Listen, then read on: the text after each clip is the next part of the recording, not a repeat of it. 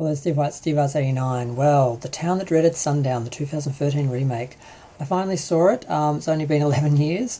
Been meaning to see it. I love the original. The original was made in 1976, and I loved the original. I found that on video years ago, and the atmosphere of the film, the whole idea of this whole community, this whole town being in terror, and this idea of sort of communal horror, and this whole town going through the same experience, and like I just really loved it. I just really enjoyed it. I just really remember it back in the day, and I got a decent copy of it a few years ago, and it was really great to see it in full widescreen with good quality as opposed to the original, pan scan, 4:3 version. It's basically the true story of a guy who just showed up one day. I think it was in the 40s or the 50s, and just started killing people around the town. Mostly kids and teens in Lover's Lane sort of scenarios. And then he just disappeared. And they never found out who he was. They never found out why he did what he did. He just disappeared, and it was just this phantom that tormented people because they didn't know if he was coming back or what was happening.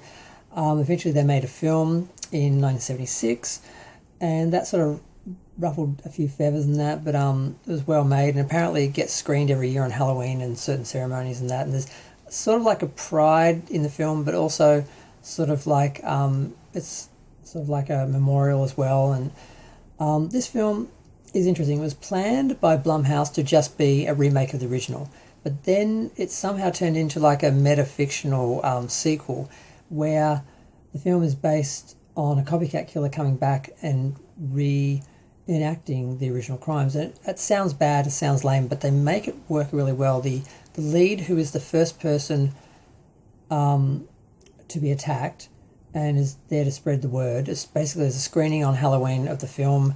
Her and her boyfriend leave because they're not really enjoying it, and they get attacked. He gets killed.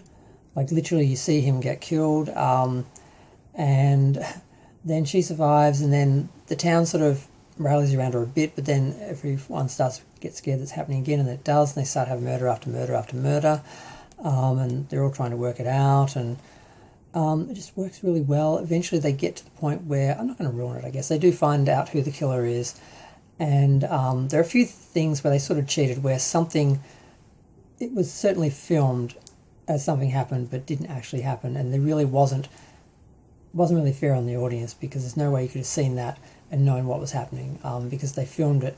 If you go back and watch it, it's like, yeah, obviously they filmed that to be what it was meant to be, not what it actually was in the film. So that's a little bit of cheating. But it didn't really get a wide release. It didn't really make any money. I think it made about 120,000. It may have just been released locally in Texas. I'm not really sure what happened. But Addison Timlin was really good as Jamie, the lead. The boyfriend was kind of cute. Travis Tope as Nick Strain. Veronica Cartwright played her grandmother. She was great. And Anthony Anderson was there as a ranger. He was kind of funny, but not really funny.